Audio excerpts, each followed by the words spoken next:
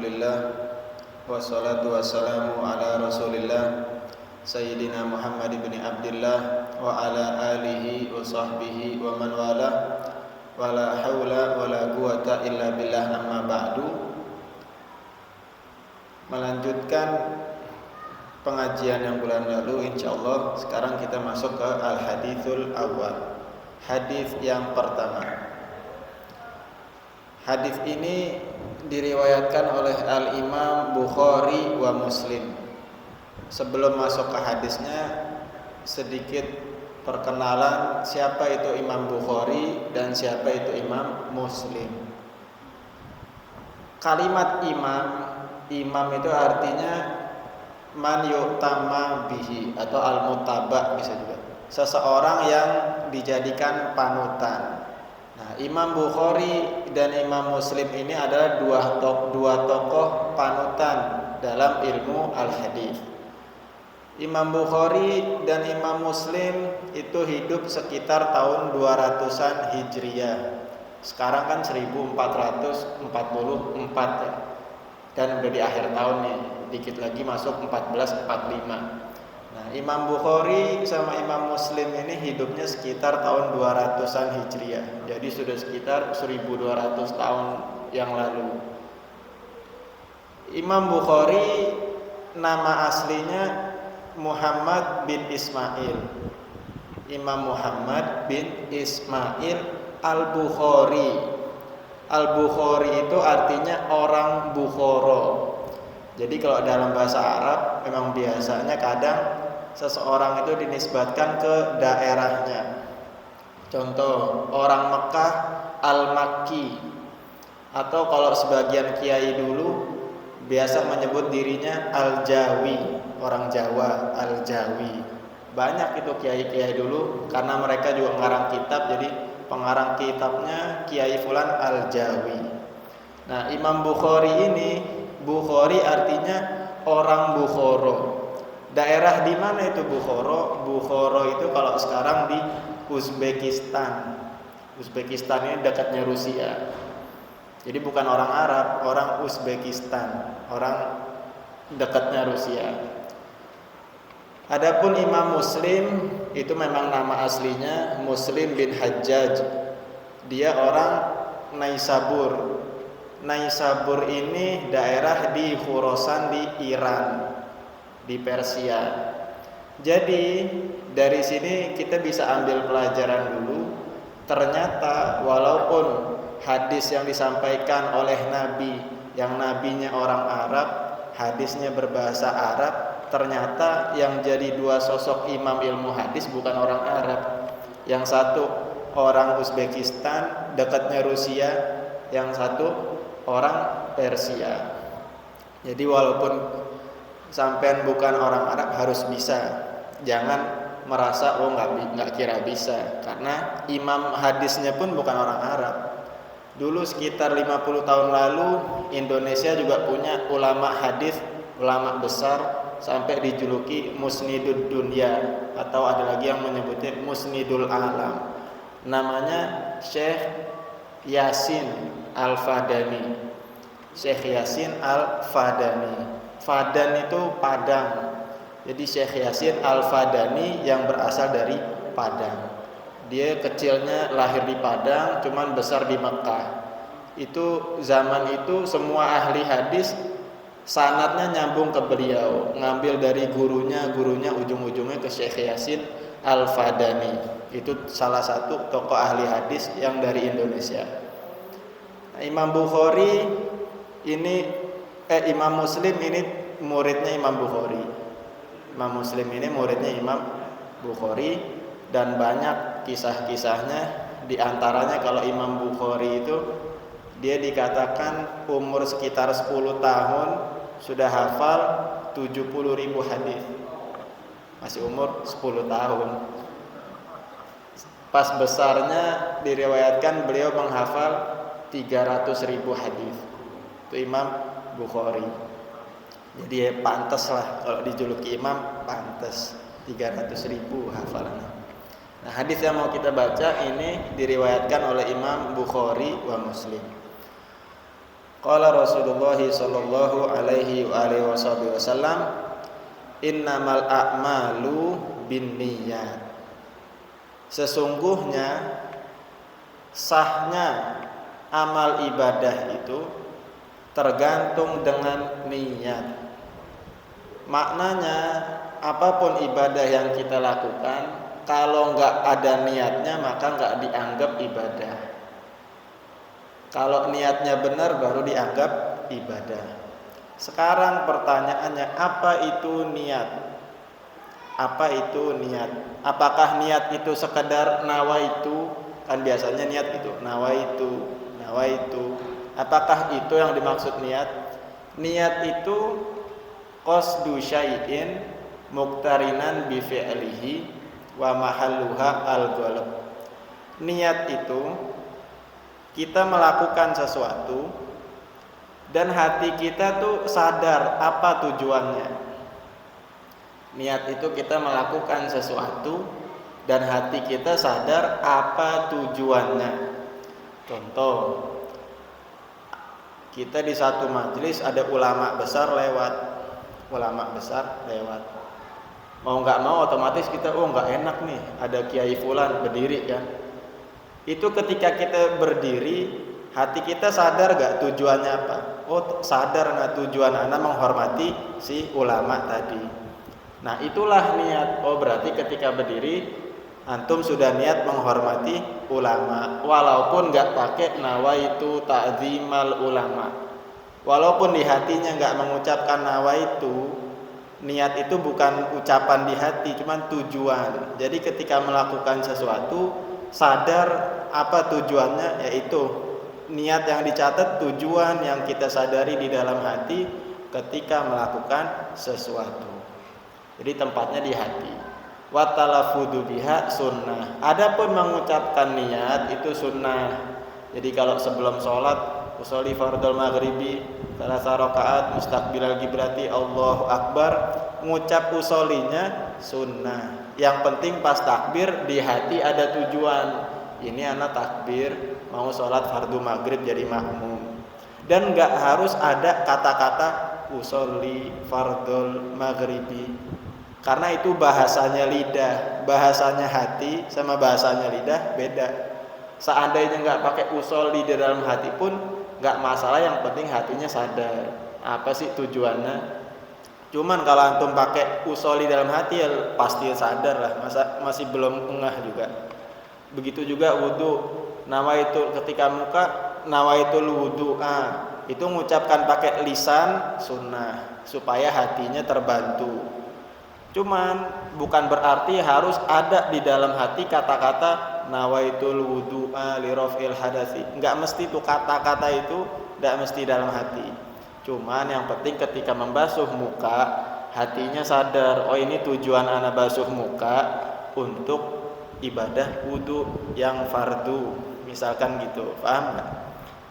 Misalkan contoh hari Jumat kita sunnah mandi Jumat, kan gitu. Seandainya kita bangun tidur, anggap jam 11 langsung ke kamar mandi. Oh ini mau Jumatan, anak mandi dulu deh. Mandi. Setelah keluar kamar mandi, oh anak lupa tadi nggak pakai nawaitu sunnata huslil jum'ah. Itu sah nggak mandinya? Sah, karena pas mandi sadar tujuannya apa? Sunnah Jumat. Walaupun nggak ada kata-kata dalam hati nawaitu husal jum'ah sunnah. Cuman kalau sudah pakai itu lebih afdol lagi, pasti sadar lah. Cuman kalau dia baru ingatnya bangun tidur, udah mandi deh biar seger saja, mau ketemu orang, habis itu baru sadar, oh ini kan Jumat. Nah berarti tadi dia nggak sadar tuh, nggak punya tujuan mandi Jumat, berarti belum dianggap mandi Jumat. Itu jadi niat tuh.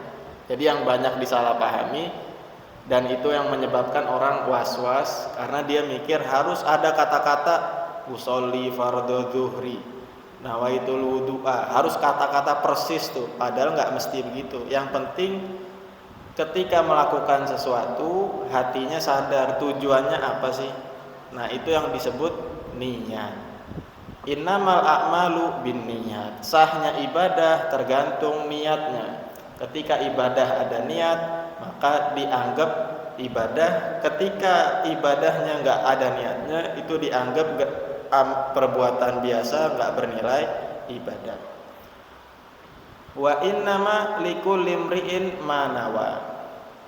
Jadi yang pertama kita bahas ini, yang innamal a'malu binniyat, membahas sah atau tidak ibadahnya. Ibadah ketika sah belum tentu ada pahalanya. Jadi ada sedikit perbedaan ibadah yang sah sama ibadah yang diterima.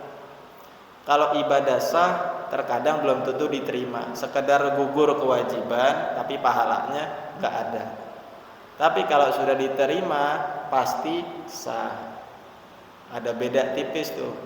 Seandainya sholat duhur sudah sah karena sudah niat, tapi tujuannya riya biar dipuji orang, nah itu kewajiban gugur, tapi pahala nggak dapet.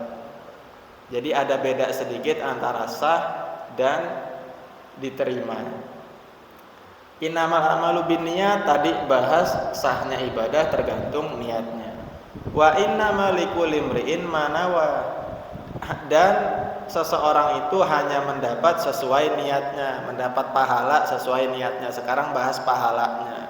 Karena terkadang amal ibadah itu sah tapi enggak ada pahalanya. Sekedar gugur kewajiban tapi pahalanya enggak ada karena niatnya salah. Nah, di sini dikasih contoh sama Nabi. Ini kasusnya nih dulu, jadi setelah Nabi 13 tahun tinggal di Mekah, beliau hijrah ke Madinah bersama para sahabat untuk menjaga Islam supaya tetap berkembang. Nah, sebagian sahabat itu ada yang niat hijrahnya bukan demi membela agama tapi karena perempuan. Ada satu sahabat, dia pengen menikah sama perempuan namanya Ummu Qais. Jadi Ummu Qais ini di Madinah. Ada satu sahabat yang ikut hijrah niatnya bukan demi agama tapi demi si perempuan tadi. Nah, di sini Nabi ingatkan, "Faman kanat hijratuhu ilallahi wa rasulihi fa hijratuhu ilallahi wa rasulihi." Nah, barang siapa yang ikut hijrah memang niatnya karena Allah dan Rasulnya, maka hijrahnya akan sampai kepada Allah dan Rasulnya, maksudnya diterima, ada pahalanya. Wa man kanat hijratuhu lidunya yusibuha. Adapun yang ikut hijrah karena cuman untuk mencari dunia, karena di Mekah itu Pak, di Mekah itu dulu kebanyakan orangnya pedagang. Kalau di Madinah kebanyakan orangnya petani. Pedagang hijrah ke tempat petani, pedesaan itu omsetnya bagus. Misalnya kalau dagang-dagang di tempat yang sepi pedagang itu kan bakalan laku. Nah, di sini diingatkan Nabi, kalau yang hijrahnya cuma nyari dunia atau awi muraatin yang kihuha, atau niat hijrahnya cuma nyari untuk nikah dengan seorang perempuan, fa hijratuhu ila ma hajara ilaihi. Maka ya hijrahnya sebatas itu, cuma dapat dunia atau dapat perempuan yang mau dinikahkan, tapi di akhirat enggak ada pahalanya. Rawahu al-Bukhari wa Muslim. Hadis ini diriwayatkan tadi oleh Imam Bukhari dan Muslim. Jadi hadis ini pembahasannya tentang niat. Ada 2 poin penting tadi, antara sah dan antara pahala. Ada hadis-hadis yang berkaitan sama niat juga. Di antaranya ini nih. Oh, tadi ada maksud. Apa tujuan niat? Apa tujuan niat? Jadi selain niat itu tadi mempengaruhi sahnya ibadah dan mempengaruhi pahalanya ibadah, tujuannya niat itu ada 2. Kenapa kita harus niat? Ada 2 tujuan. Yang pertama, at-tamyiz bainal adah wal ibadah, membedakan antara pekerjaan biasa dan ibadah sebagaimana yang tadi. Yang kedua, at-tamyiz baina maratibil ibadah, membedakan derajat-derajat ibadah. Contohnya, kalau kita sholat 2 rakaat, kalau niatnya sholat sunnah, ya pahalanya sunnah. Kalau niatnya sholat wajib, pahalanya wajib. Beda nggak derajatnya? Beda. Yang fardu itu lebih afdol 70 kali lipat daripada yang sunnah. Atau misalkan masuk ke masjid, kalau duduk biasa dihitung sebagai adat. Tapi kalau niat iktikaf dihitung sebagai ibadah. Tamyiz bainal adah wal ibadah, membedakan mana yang sekedar kebiasaan dan ibadah. Iktikaf pun bisa bernilai sunnah, bisa bernilai fardu wajib. Caranya dengan niat. Gimana caranya? Kalau kita niat iktikaf biasa, nawaitul iktikaf fi hadzal masjid, ini saya niat iktikaf masjid ini, dapat pahala sunnah. Tapi dengan niat kita bisa naikkan tingkatannya jadi fardu. Caranya dinadzarkan. Kata sebagian ulama, jadi sebelum masuk masjid nazar, ya Allah saya nazar, nanti kalau saya masuk masjid sini saya mau iktikaf. Masuk niat iktikaf sebagaimana yang saya nazarkan. Sekarang iktikafnya jadi pahala wajib. Karena dia pintar mengatur niat. Jadi fungsinya dua tuh. Tamyiz bainal adah wal ibadah, wa tamyiz baina maratibil ibadah.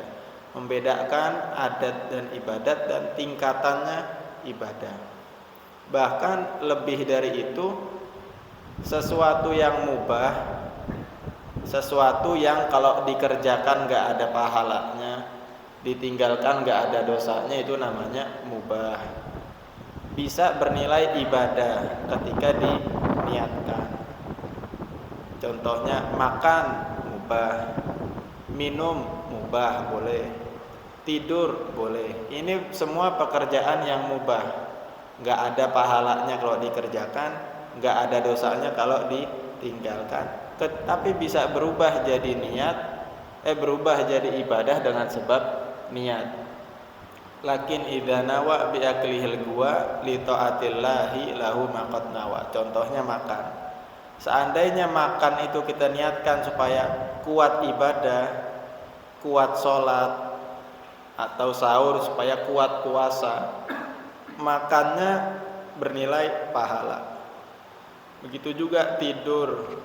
Oh saya niat tidur jam 10 gak mau begadang. Kenapa? Supaya bisa subuhnya gak bablas, atau supaya bisa sholat malam.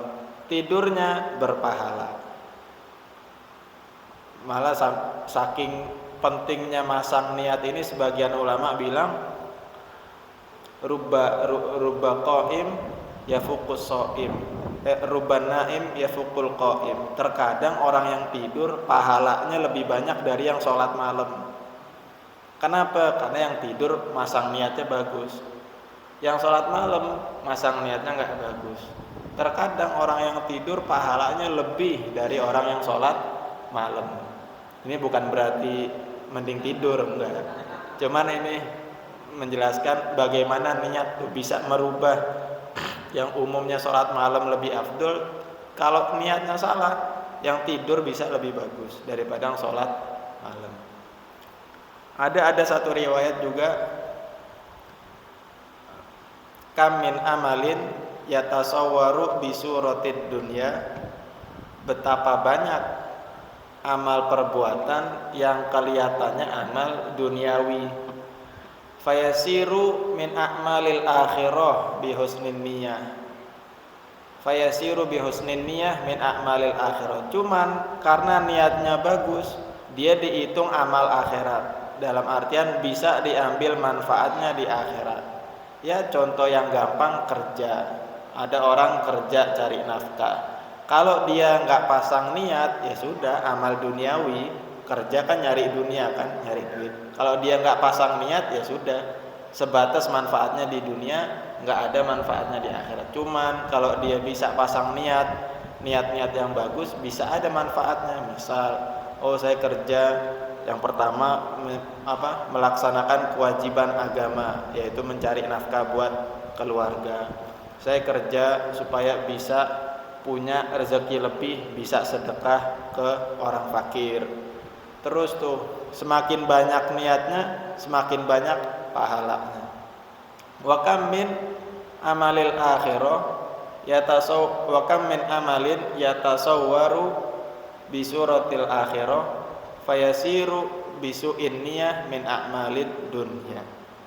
Betapa banyak amal yang gambarannya perbuatan akhirat nih, sholat, taklim, puasa dan lain-lain. Ini kan amalan akhirat nih, amalan yang seharusnya bisa kita ambil manfaatnya di akhirat. Cuman ternyata dia sekadar menjadi amalan dunia, nggak ada manfaatnya di akhirat. Kenapa? Bisu'in niyah, karena sebab niatnya yang salah. Jadi itu tadi mungkin sah menggugurkan kewajiban, cuman ternyata nggak ada pahalanya. Makanya penting sekali mengatur yang namanya niat. Nah, ada beberapa nasihat tentang niat.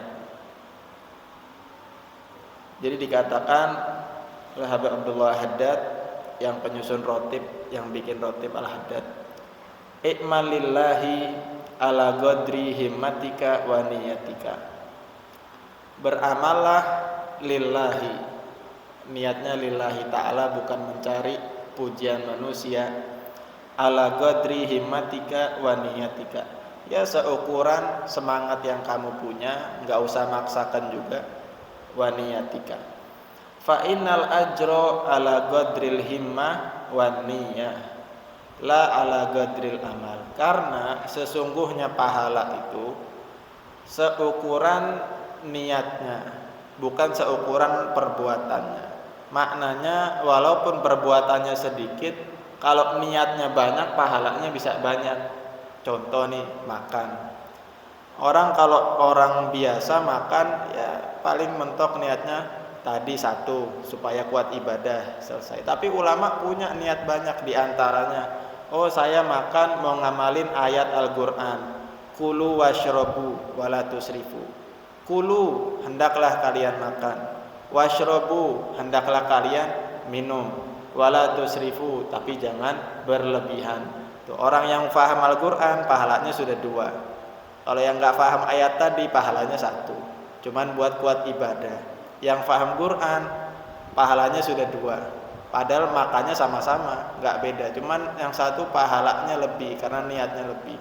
Niat ngamalkan ayat Quran, kulu washrobu wala tusrifu. Allah nyuruh makan, hendaklah makan, ya sudah ana nurut, ana makan, ana ngamalin ayat, dapat pahala 2. Dan ada lagi niat-niat. Imam Ghazali menjelaskan kalau masuk masjid itu sekurangnya bisa kita niatkan 8 niat.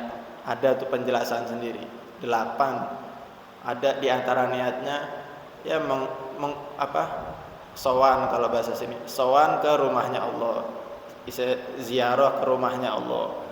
Niatnya lagi nanti biar bisa ketemu sesama muslimin, silaturahim. Niatnya lagi pakai minyak wangi untuk menghormati masjid. Nanti juga bisa kalau ada taklim, niat buat taklim sudah 4 pahalanya. Dan Imam Ghazali nyebutkan sampai sekitar 8. Nah, itu kelebihannya umat Nabi Muhammad gitu. Amalnya sedikit, pahalanya bisa banyak. Jadi harus diperbanyak niat. Fa inna khazainahu ta'ala mamlu'ah ibadah. Kenapa kita perlu memperbanyak niat? Karena di akhirat itu ibarat ada loker-lokernya, Pak. Loker lemari ya. Ada lemari. Jadi setiap kita punya amal ibadah, loker yang satu ada nurnya, ada cahayanya. Ketika melakukan maksiat, lokernya semakin gelap. Ketika melakukan mubahat biasa, perkara mubah, ya nggak terang tapi nggak gelap juga, standar. Nah, itu semua bisa kita penuhi dengan memperbanyak niat. Fa idza kana al malakul wahid minal malaika min qabli khalqid dunya ila yaumil qiyamah fi sajdah wa akhar fi raq'ah wa ta'ummuhum bi dzikrihi kama huwa ma'lum min ahwalihim fama qadru amalik. Nah, kalau seandainya kita mau banding-bandingkan sama malaikat, malaikat itu dari sebelum dunia diciptakan sudah diperintahkan. Ada yang disuruh sujud, sujud terus. Sampai sekarang masih sujud, nanti sampai hari kiamat. Ada yang disuruh ruku terus. Sampai nanti hari kiamat. Segitunya tawaduk lagi. Malaikat itu diriwayatkan dia pernah bilang, dia kayak munajat gitu.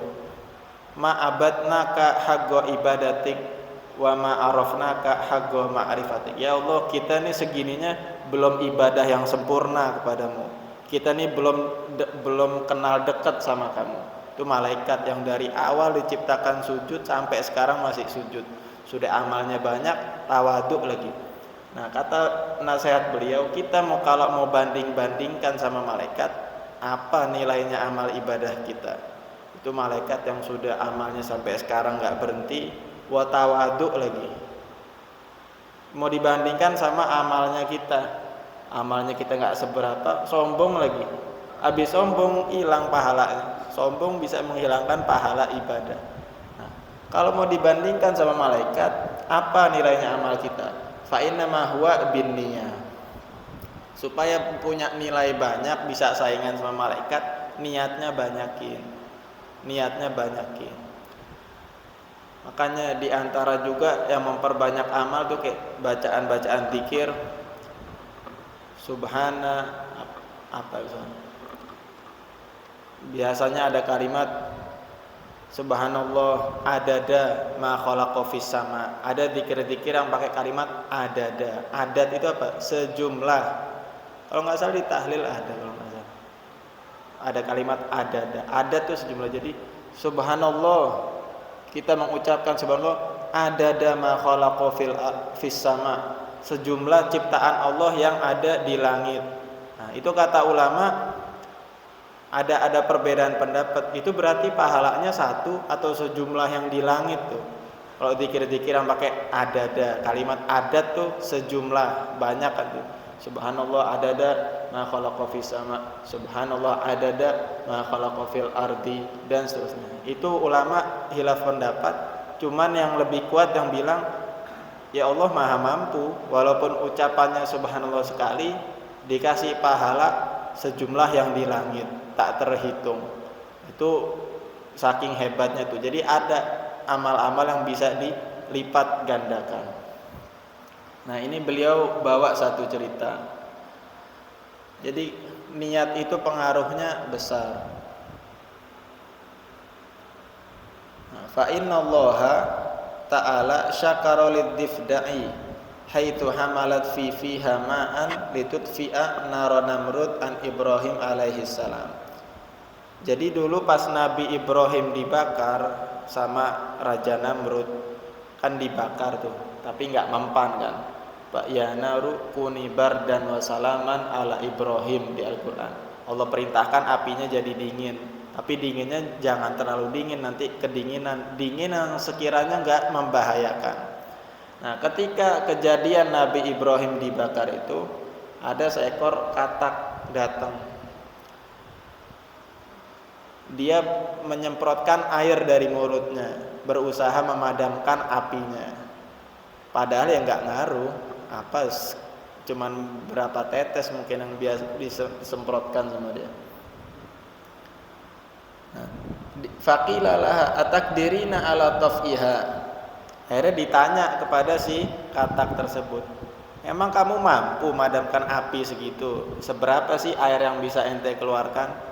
Dijawab sama dia, qalat hada haddu qadri. Ini yang semampunya anak gini. Yang penting anak punya niat baik, pengen bantu madamkan api yang membakar Nabi Ibrahim. Fanaha syar'u ala qatriha. Balasan dari Allah untuk niat baik si katak tadi, fanaha syar'u ala qatliha.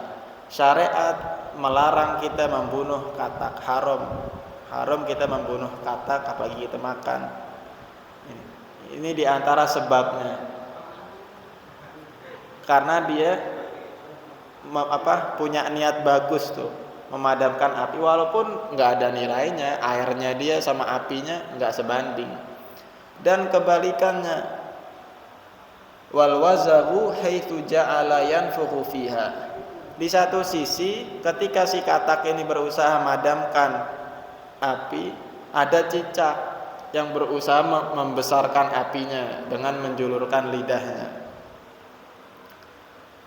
Wa qala uridu an udhira lahum syamatah. Katanya si cicak ini, ana pengen nunjukin ana seneng ini orang dibakar nih, ana pengen gedein apinya. Padahal dia nggak ngaruh juga lidahnya cicak segimana buat niup api jadi besar kan. Cuma niatnya jelek. Ini yang di sini yang dijadikan pelajaran, dia punya niat jelek. Akhirnya zamahullahu jiddan hatta raghaba syar'u fi qatlihi. Akhirnya Allah hinakan itu cicak dengan cara apa? Raghaba syar'u fi qatlihi. Syariat menghukumi sunnah kita bunuh cicak. Gara-gara dia punya niat jelek, disyariatkan kita bunuh cicak sunnah. Bahkan ada marotipnya tuh. Ada kalau sekali pukul mati pahalanya sekian, 2 kali baru mati agak bawah, 3 kali pukul baru mati lebih rendah lagi. Cuman yang di sini yang dijadikan syahidnya, dijadikan pelajaran gimana tuh pengaruhnya niat. Padahal amal yang dilakukan ya nggak ada pengaruhnya. Si katak tadi cuman nyemprotkan air sedikit nggak mungkin bisa memadamkan api yang membakar Nabi Ibrahim. Si cicak tadi yang berusaha niup api supaya besar juga nggak bakal mungkin bisa bikin apinya jadi besar. Cuman karena niatnya di situ, Allah ngelihat niatnya. Innallaha la yanduru ila suwarikum. Allah nggak ngelihat kepada zahirnya kamu, walakin yanduru ila qulubikum wa niyatikum. Tapi yang dilihat hatinya, niatnya. Akhirnya dikasihlah balasan tuh. Yang katak haram dibunuh, yang cicak kebalikannya sunnah dibunuh. Itu pentingnya niat. Ada lagi hikayat juga tentang pentingnya niat. Ini ada hukiyah, ada hikayat. Ada hikayat. Anna akhawaini kana ahaduhuma abidan wal akharu asiya. Ada 2 kakak beradik. Yang satu ahli ibadah, yang satunya ahli maksiat. Dia tinggal di satu rumah, Pak. Yang satu di lantai atas, yang satu di lantai bawah. Faja'a iblisu yauman ilal abidi. Satu hari iblis ini datang kepada yang ahli ibadah. Wa qala lahu, iblis ini ngomong kepada yang ahli ibadah. Wa asafa alaika doya'ta umroka fi hasri nafsika et abi badanik fa'atlik nafsaka fi syahawatiha. Ente nih rugi banget ente, selalu ngikutin untuk maksain buat taat ibadah, bikin capek badan ente buat taat sama ibadah. Sudah sekali-sekali turutin hawa nafsunya, syahwatnya diikutin sekali-sekali, katanya iblis. Faqala fi nafsihi la'alli anzilu ila akhi fi asfalid dar wa uwafiquhu ala ma huwa fihi minal ladat tsumma atub. Katanya dia terpengaruh nih. Oh benar juga coba deh sekali-sekali ana turun ke bawah, ana nyoba maksiat kayak adeknya ana. Ya sekali-sekali lah biar pengalaman nyobain maksiat ke bawah. Sudah nyoba sekali ana tobat, ana balik lagi ibadah di lantai atas. Dia terpengaruh tuh. Jadi dia sudah punya niat jelek, udah nyobain deh sekali. Wa amal asi fa innahu stayaqadha min sukrihi. Kalau yang maksiat di waktu yang bersamaan di lantai bawah, si ahli maksiat nih habis mabuk. Habis mabuk pingsan. Dia bangun dari pingsannya. Fawajada nafsahu fi halatin radiatin qad bala ala thiyabihi wa huwa matruh ala turab. Ketika dia bangun setelah pingsan habis mabuk, dia mendapati dirinya sudah tergeletak ngompol lagi, kencing di bajunya. Akhirnya dia kok hina banget diri anak nih, sampai buang air di baju, sampai pingsan gak karuan. Faqala qad afnaitu umri fil ma'asi wa akhi yataladzadu bi taati rabbih tsumma taba wa nawal khair. Akhirnya dia kepikiran, anak kok hina banget sampai begini. Anak punya saudara di lantai atas bisa nikmatin ibadah, masa anak nggak bisa sih? Wes anak mau tobat, wes pengen nyoba ibadah. Dia punya niat bagus tuh, karena dia melihat terlalu hina diri anak, masa sampai buang air kecil di pakaian sampai pingsan. Jadi yang di atas tadi kasusnya tergoda pengen turun ke bawah niat maksiat, yang di bawah mulai sadar, ana mau niat tobat deh, mau ke atas nyamperin abangnya. Wa tala'a liwafiqa akhahu ala ta'ah wa nazala akhuhu ala niyatil maksiyah. Akhirnya dua bersaudara ini menjalankan niatnya masing-masing. Yang di atas mau turun ke bawah nyobain maksiat, yang di bawah mau naik ke atas mau tobat. Dijalankan niatnya masing-masing. Fasaqata ala akhihi fawaqa'a mayitaten fayuhsyarul abidu ala niyatil maksiyah wa yuhsyarul asi ala niyatit ta'ah. Subhanallah, si kakak ini pas lagi turun kepleset, turun tangga kepleset tabrakan sama adiknya yang lagi naik ke atas. Akhirnya dua-duanya jatuh meninggal saat itu juga. Paham gak? Jadi yang satu lagi niat tobat naik ke atas, si ahli maksiat niat tobat naik ke atas, si ahli ibadah lagi niat turun ke bawah niat nyobain maksiat. Turun tangga kepleset, tabrakan, jatuh dua-duanya meninggal saat itu juga. Fayuhsyarul abidu ala niyatil maksiyah. Akhirnya si ahli ibadah dibangkitkan nanti sama golongan ahli maksiat. Kenapa? Karena pas meninggalnya dia lagi turun niatnya dari apa? Nyobain maksiat. Wa yuhsyaru al-asi ala niyatit ta'ah. Dan sebaliknya, si ahli maksiat yang lagi niat naik ke atas niatnya tobat, karena dia meninggal pas niat lagi tobat, yuhsyaru ma'al abid, yuhsyaru ala niyatit ta'ah, dibangkitkan dia bersama orang-orang yang ahli ibadah. Tuh pentingnya niat tuh, Pak. Jadi udah ibadah lama-lama niatnya salah, pas meninggal ya sudah, itu nanti bagiannya dia. Yang ahli maksiat sudah lama niat berubah, pas meninggal ternyata dia dibangkitkannya sama ahli ibadah. Nah, jadi dari kisah ini kita bisa ngambil beberapa pelajaran. Yang pertama, harus berusaha sekuat mungkin untuk nggak mau nyobain maksiat. Kenapa? Karena nggak tahu orang akhir umurnya kapan. Takutnya pas lagi nyoba sekali, nah ya di situ meninggalnya. Akhirnya nanti ujung-ujungnya dibangkitkan sama ahli maksiat. Karena kata ulama al-ibratu bil khawatim, yang dijadikan patokan itu akhir hayat seseorang. Orang dari kecil, besar, remaja, besar, ibadah, meninggalnya sul khotimah, ya di kuburnya adab kubur. Orang dari kecil nakal, remajanya nakal, besarnya nakal, tuanya tobat, insya Allah husnul khotimah, di kuburnya tenang. Karena orang kalau tobat benar-benar dosanya diampunkan. Jadi al-ibratu bil khawatim, patokan itu ada di akhir sesuatu. Gimana caranya supaya bisa husnul khotimah? Gimana caranya supaya bisa mati fisabilillah? Orang kan banyak bingung tuh, gimana caranya anak supaya husnul khotimah? Jawabannya gampang, hiduplah dengan hidup yang bagus.